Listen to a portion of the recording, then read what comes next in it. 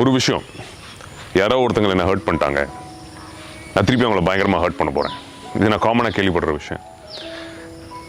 ஒருத்தர் உங்களை கஷ்டப்படுத்திட்டாருன்னு வச்சுக்கோங்க, திருப்பி நீங்கள் போய் அவங்களை கஷ்டப்படுத்துறதுனால நீங்கள் பட்ட கஷ்டம் சரியாக போகிறதில்ல. முதல்ல நம்ம ஹீல் ஆகணும், அதை நம்ம புரிஞ்சுக்கலாம். ஸோ ஒருத்தர் நம்மளை தோணலாம், சிச்சுவேஷன்ஸ் வாழ்க்கையில் வரும், என்னடா நமக்கு எதுக்குறா இப்படி, நம்ம ஒன்றுமே பண்ணலையே, நமக்கு இது தேவையா, டு வி டிசர்வ் இட், ஏன் இவ்வளோ நம்மளை கஷ்டப்படுத்திட்டாங்க சம்மந்தமே இல்லாமல், ஸோ நான் அவரை இது பண்ண போகிறேன் திருப்பி. அதாவது இந்த சிந்தனையை வந்து நம்ம டோட்டலாக மாற்றணும். ஏன்னா நம்ம நல்லதுக்காக, உங்கள் நல்லதுக்காக. நான் தெளிவாக சொல்கிறேன். ஏன்னா இது பல வருடங்கள் என் வாழ்க்கையில் எனக்கு ஏற்பட்ட புரிதல். நான் சொல்லித்தரேன், உங்களுக்கு பிரயோஜனமாக இருக்கான்னு. ஒருத்தரை ஹர்ட் பண்ணி நம்மளோட காயங்களை நம்ம ஆற்றிக்கணும்னு நினைக்கிறோம் இல்லையா? ஒருத்தர் நம்மளை கஷ்டப்படுத்துறாங்கன்னா நம்ம அவங்களை திருப்பி கஷ்டப்படுத்தியோ இல்லை அவங்களை இன்னும் பெருசாக கஷ்டப்படுத்தியோ நம்ம சந்தோஷப்பட்டுக்கலாம், நமக்கு ஆறுதல் கிடைக்கும்னு நினைக்கிறோம்ல. நடக்கவே நடக்காது. அப்படி ட்ரை பண்ணி பார்த்துருக்கீங்களா?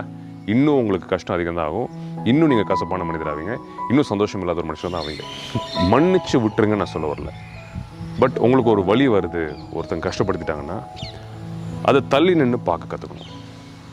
எதுக்கு அந்த மனுஷன் நம்மளை அப்படி பண்ணார், இல்லை அந்த மனுஷனோ ஆணோ பெண்ணோ சிச்சுவேஷனோ ஏன் அப்படி வந்துச்சு, அதோட நம்ம எமோஷனல் ஆகாமல் தள்ளி நின்று அந்த சிந்தனையை நம்ம தள்ளி நின்று பார்த்து கற்றுக்கணும். ஒரு மூணாவது மனுஷனாக நம்மளை நம்ம அந்த சிச்சுவேஷனை வச்சுட்டு பார்த்துக்கணும். பார்க்க ஆரம்பிச்சிங்கன்னா, என்னடா இவ்வளோ தானா, இதுக்கா இவ்வளோ நம்ம கோவப்பட்டோம், இதுக்கா நம்ம இதை பண்ணுறோம் அப்படின்னு சொல்லிட்டு, அதாவது வேர்த்தே கிடையாதுடா, வேர்த்தே இல்லாத விஷயங்களை நம்ம லைஃப்பில் வச்சுக்கூடாதுன்ற தெளிவு நமக்கு வந்துடும். I'll tell you this strongly. நமக்கு நம்மளை சந்தோஷப்படுத்தாத, நம்மளை வளர விடாத, ஏன் நம்மளை நிம்மதியாக இருக்க விடாத எந்த சிந்தனையோ மனிதர்களோ எதுவுமே நமக்கு வாழ்க்கையில் தேவை கிடையாது.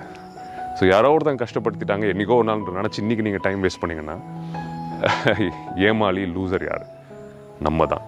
ஸோ இன்னொருத்தரை ஹர்ட் பண்ணி திருப்பி நம்ம அந்த காயத்தையும் ஆற்றிக்க முடியாது. இதை நம்ம தெளிவுபடுத்திக்கலாம். ஆனால் இதை நோக்கி தான் நிறைய பேர் நான் அது பழி வாங்கணும், இதை பண்ணணும், அவங்க முன்னாடி நான் இது பண்ணணும்.